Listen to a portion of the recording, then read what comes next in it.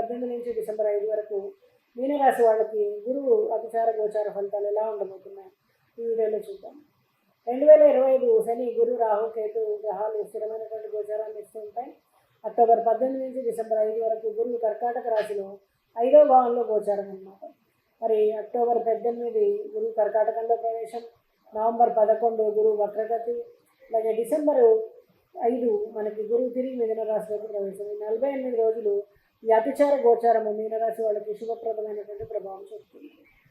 విద్యార్థులకు బంగారు కాలం అని చెప్పచ్చు. పోటీ పరీక్షల్లో విజయాలు, ఉన్నత విద్య, రీసెర్చ్ అవకాశాలు, గురువుల పెద్దల ఆశీస్సులు, సంతానానికి శుభవార్తలు, పిల్లలు, విద్య, ఉద్యోగం, విజయాలకు ఈ తల్లిదండ్రులకు ఆనందం కలిగిస్తాయి. సంతానం కోరుకున్న వాళ్ళకి అనుకూలమైనటువంటి కాలం. అలాగే ప్రేమలో ఉన్న వాళ్ళకి బంధం బలపడుతుంది. కొత్త అనుబంధాలు, సంబంధాలు మొదలవుతాయి. దాంపత్య జీవితం మరింత సుఖమయంగా ఉంటుంది.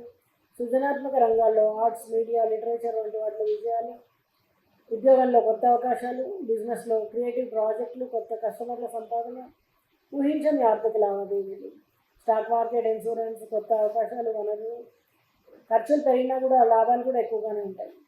కుటుంబంలో శుభకార్యాలు, పెద్దల ఆశీస్సులు, ఆనందకరమైనటువంటి వాతావరణం ఏర్పడుతుంది.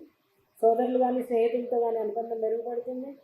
గురువు 5వ భావంలో ఉండడం వలన మంత్రశక్తి, భక్తి పెరుగుతుంది. సత్సంగం, పూజలు, యజ్ఞాల్లో పాల్గొంటారు. సద్గురువుల దయాలు మీకు లభిస్తుంది.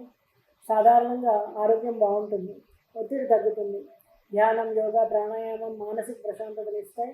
వక్రగతి సమయంలో మనకి నవంబర్ 11 నుంచి డిసెంబర్ 8 వరకు మాత్రం పనుల్లో కొంచెం ఆలస్యం అవుతుంది. అధిక ఆత్మవిశ్వాసం ఉందంటే ఓపిక అవసరం మనకి ఇక్కడ. గురువారం ఉపవాసం ఉండండి. బృహస్పతి స్తోత్రాలను కానీ, దత్తాత్రేయ ఆరాధన చేయండి. గురువుల్ని సందర్శించండి. వాళ్ళ ఆశీర్వాదం తీసుకోండి. వాళ్ళు చేస్తున్నటువంటి కార్యకలాపాల్లో మీ సహకారం అందించండి. వాళ్ళు చెప్పింది తీర్చ తప్పకుండా పాటించండి. ఇలా గురువుకి సంబంధించినటువంటి దానాలు ఏమైనా ఉంటే చేసుకోండి.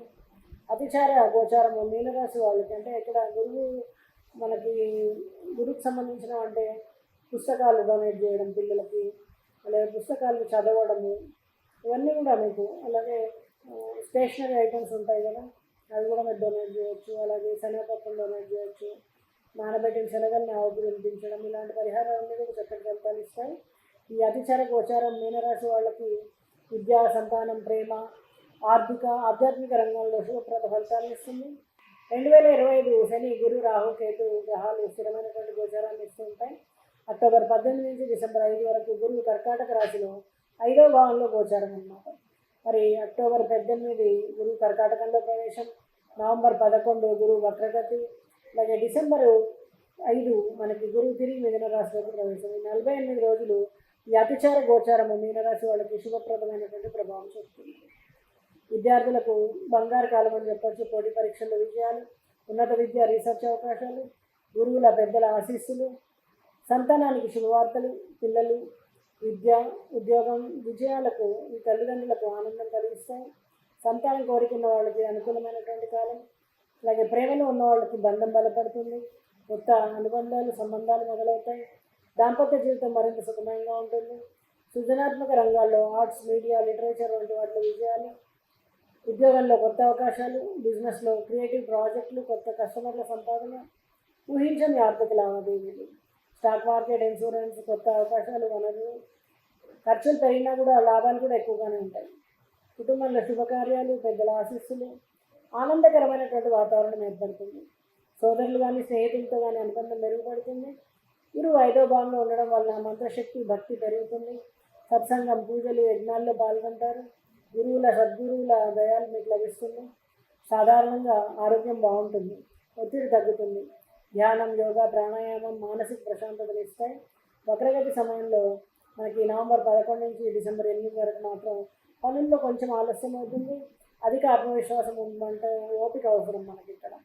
గురువారం ఉపవాసం ఉండండి. బృహస్పతి స్తోత్రాలను కానీ, దత్తాత్రేయ ఆరాధన చేయండి. గురువుల్ని సందర్శించండి. వాళ్ళ ఆశీర్వాదం తీసుకోండి.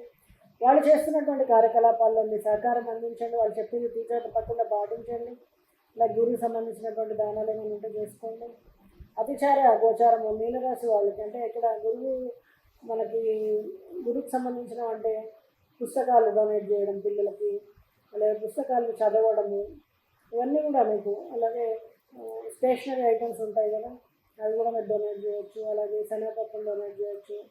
నానబెట్టిన శనగల్ని ఆవుకు తినిపించడం, ఇలాంటి పరిహారాలన్నీ కూడా చక్కటి ఫలితాలు ఇస్తాయి.